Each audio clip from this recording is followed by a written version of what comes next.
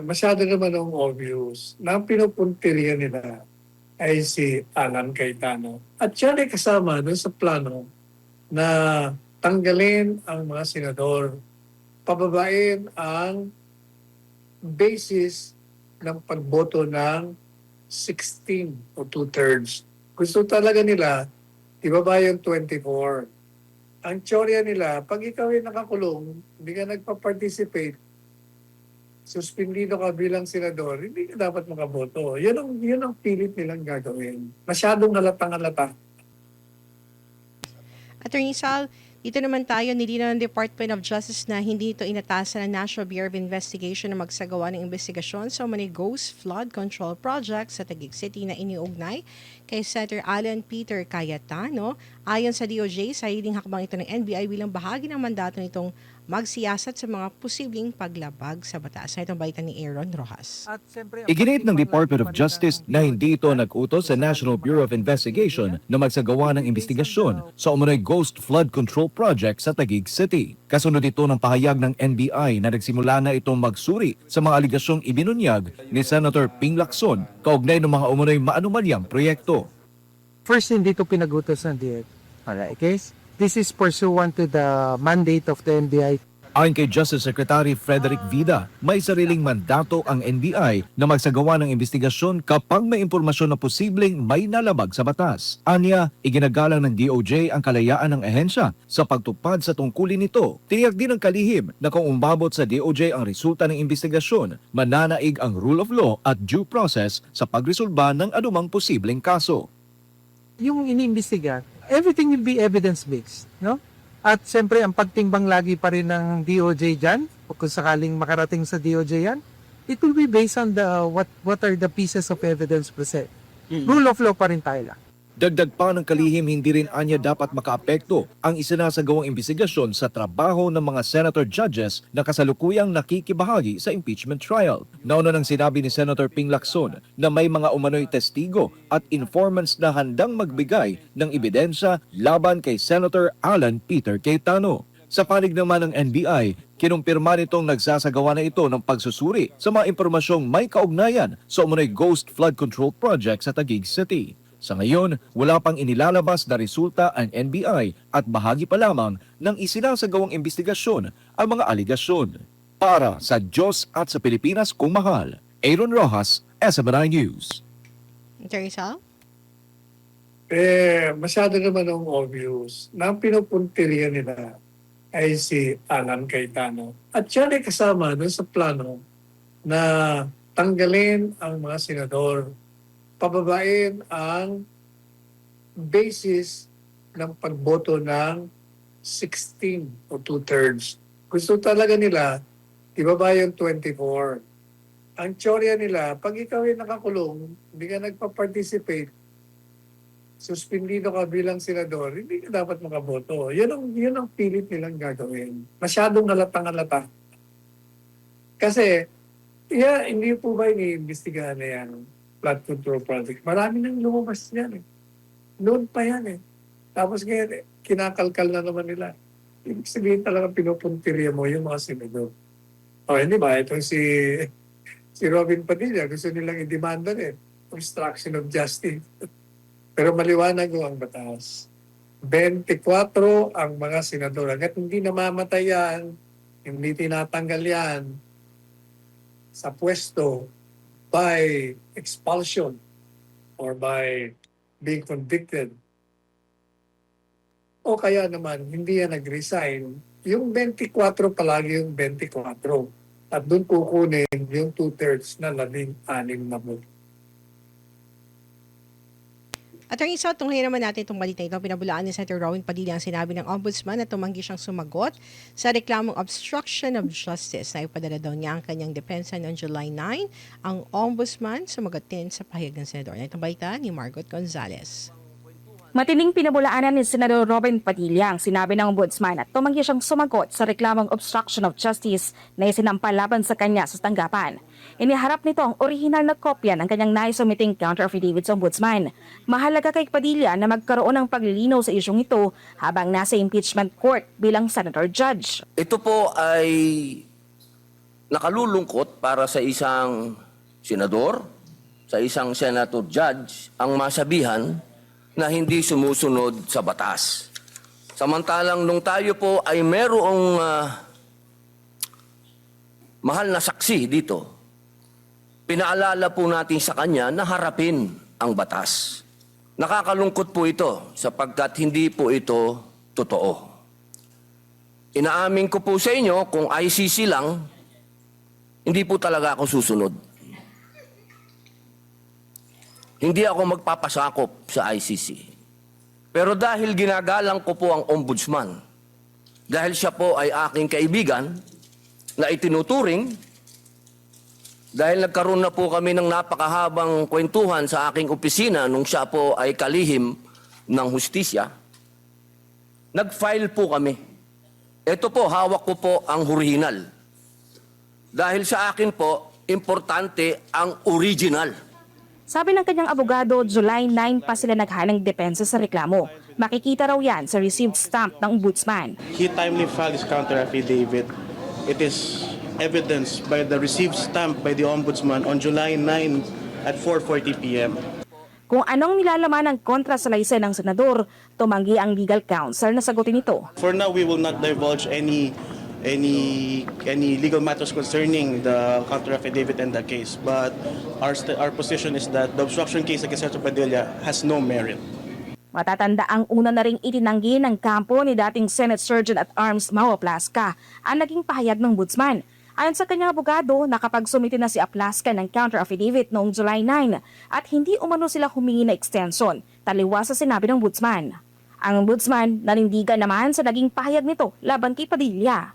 Meron siyang pinakita, no, na isang counter affidavit, original pa po daw ang pinakita niya, bagamat hindi ho siya nagre-reflect sa aming sistema. And it had already, the time to file a counter affidavit had already lapsed.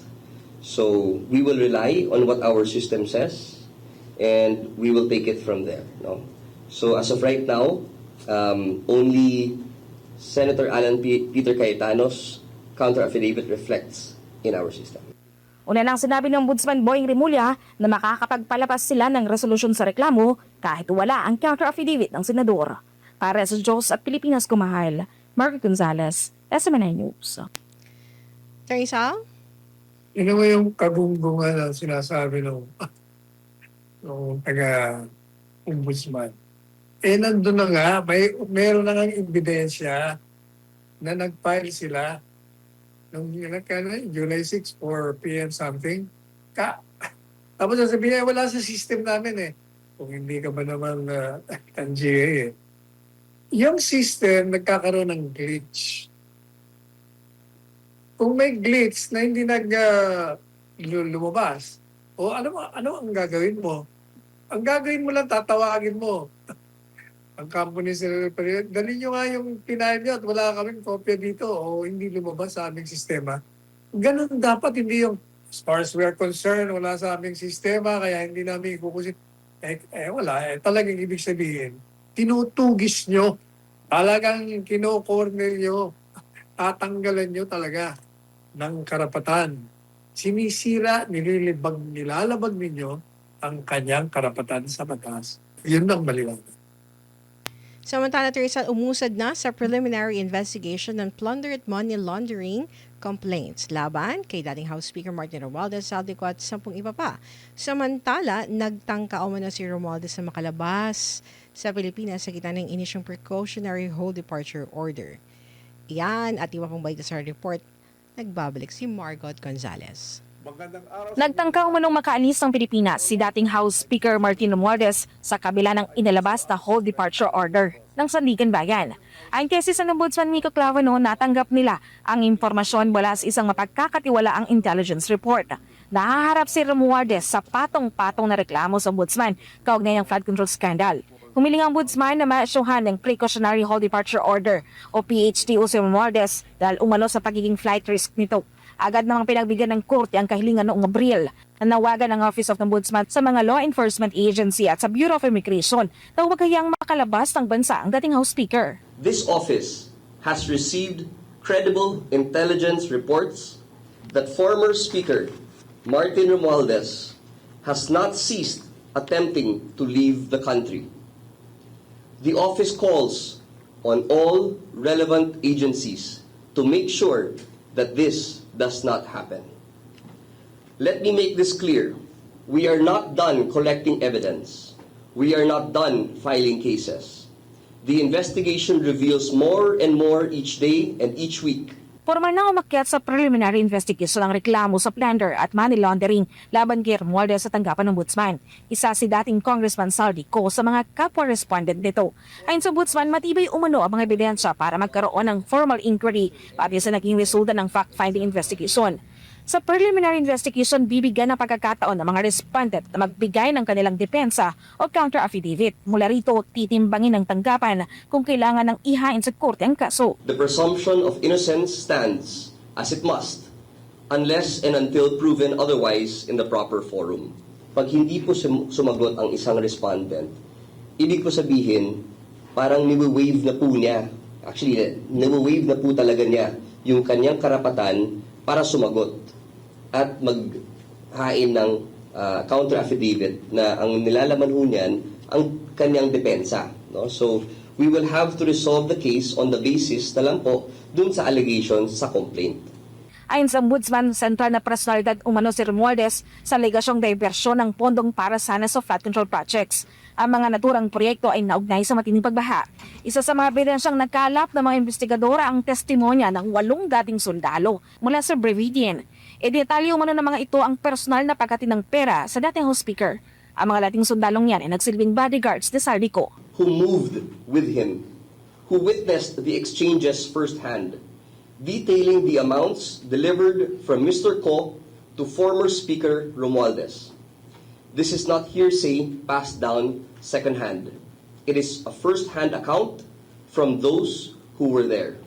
It is corroborated by an independent evidentiary trail from money exchange companies to bank transfers to shell companies, all using personalities tied to the former Speaker Martin Romualdez. Maliban sa mga naturang reklamo, may iba pa umanong grand conspiracy plunder complaint na balak ding ihain ng Office of the Ombudsman laban kay Romualdez. May kaugnayan niya sa 2025 national budget. Unan namang pinabulaan ni Romualdez ang mga naturang akusasyon. Para sa Diyos at Pilipinas, kumahayal Mark Gonzalez, SMNI News. Attorney Sal, may mga ganitong issue, Attorney Sal, sa gitna ng impeachment trial, Attorney Sal, you think nagkakaroon nga ba ng movement, Attorney Sal, dito sa plunder case na ito ni House Speaker Martin Romualdez Saldico? Incidentally, Hana, napatingin ako sa viewers natin, 46,000. Uy, Ito, 46,800 views na tayo. Alam mo po yung nangyayari dyan kay Martin, halatang halata. Pero mo hanggang ngayon daw na, tinawa, sinasabi nila na habang tumatagal daw, ay lumalaki ang ebidensya nila. Diyos ko, hanggang ngayon hindi niyo pa pinapile. Pinahil niyo na yung kay Marcoleta, nakakulong na. Pinahil niyo na yung kay Jinggoy Estrada, nakakulong na. Ngayon naman, mukhang gusto niyo ipile naman yung kay Alan at kay Senador Padilla. Tapos eto naman, itong si Martin, hindi niya ma-file. Gusto nang tumakas, napigilan. Hindi nga masabi sa atin kung kailan ba tumatakas yan. Bakit? Credible evidence na, pero wala naman silang facts. Pinagbubula tayo nitong mga ito